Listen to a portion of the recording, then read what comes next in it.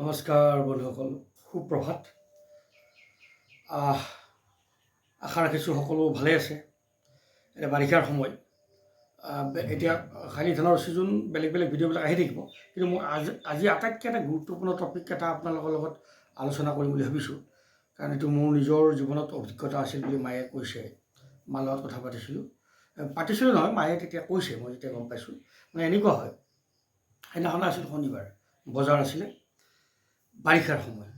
মই ঠিক খোজ কাঢ়িব পৰা হৈছোঁ, মানে দৌৰা দৌৰি কৰি ঘূৰি ফুৰে যে, ঠিক তেনেকুৱা হৈছোঁ। তেতিয়াই ওচৰত পুখুৰী আছিলে, পুখুৰীত মই গৈ মানে পৰি গ'লোঁ। ভাগ্য ভাল, আমাৰ ওচৰৰে গাঁওখনৰ একদম শ্ৰদ্ধাৰ ব্যক্তি, তেখেত বৰ্তমান নাই। মহম্মদ আলিমুদ্দিন বুলি এজন ব্যক্তি আছিলে। তেখেত আমাৰ সকলোৰে প্ৰিয়, মানে এনেকুৱা প্ৰিয়, গাঁওখনৰ ইমূৰৰ পৰা সিমূৰলৈকে মানুহ যিয়েই নহওক, হিন্দু মুছলিম বুলি কথা নাই, সকলো মানুহৰ নামেই মুখস্থ থাকে। আৰু বজাৰলৈ গৈ থাকোঁতে তেখেতে এই নামবোৰ কৈ যায়। আমাৰ মাৰ নাম লয়নু আছিলেতো, এই লয়নু, আমাৰ আগত জেঠাইৰ ঘৰ দৈৱকী, কেহেশ্বৰী, নগিয়ানী, অমুক তমুক, এই মানে বীণা, কিবা কিবি ঢেৰ এনেকৈ চব নামবিলাক তেওঁ কৈ কৈ বজাৰলৈ যায়। আৰু এই আমাৰ ঘৰৰ ওচৰৰে মাধৱ দাস বুলি এজন ব্যক্তি, মোৰ দাদা শ্ৰদ্ধাৰ, তেখেতৰ ঘৰৰ মানে পুখুৰী এটা আছিলে। সেই পুখুৰীটোতে মই পৰি গৈছিলোঁ।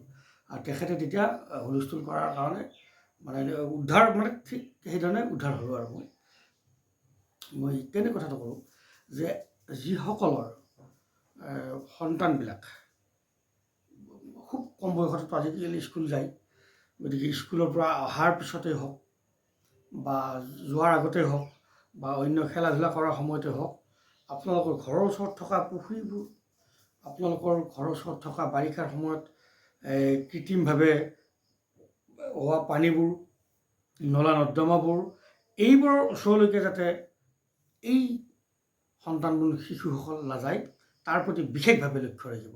কাৰণটো হ'ল কি জানে, মানুহৰ বিপদ, আৰু বিশেষকৈ সৰু ল'ৰা ছোৱালীৰ ক্ষেত্ৰত, শিশুসকলৰ ক্ষেত্ৰত পুটুকৈ আহি যায়। কোনটো সময়ত সি যদি খোজ কাঢ়িব পৰা হৈছে, কোনটো সময়ত গৈ সেই ঠাই টুকুৰা পাব, আপুনি ততকৈ ধৰিব নোৱাৰিব। গতিকে মই এই ভিডিঅ'টো এইকাৰণে বনালোঁ যে, সকলোৱে আচলতে এই বিষয়টোৰ ওপৰত গুৰুত্ব দিব, সাৱধানে থাকিব। গতিকে তাকেই ক'লোঁ। মই একচুৱেলি আপোনালোকক মানে উপদেশ দিবলগীয়া ব্যৱস্থাৰ মানুহ মই নহয়, আৰু মই উপদেশ দিবলৈ কোনোদিন চেষ্টাও নকৰোঁ। কিন্তু মই যিমানখিনি মোৰ মনত অনুভৱ এটা হৈছে, এই অনুভৱখিনি মই ব্যক্ত কৰিছোঁ। আশা ৰাখিছোঁ আপোনালোকে ভাল পাব বুলি ভাবিছোঁ আৰু সাৱধান হ'ব বুলি ভাবিছোঁ। আৰু মই এটাই আপোনালোকক অনুৰোধ কৰিম যে, মোৰ এই মুহূৰ্তলৈকে যথেষ্ট ফ্ৰেণ্ড হৈ গৈছে। ইয়াত মোৰ ফ্ৰেণ্ড ৰিকুৱেষ্টটো মই একচেপ্ট কৰিব নোৱাৰোঁ।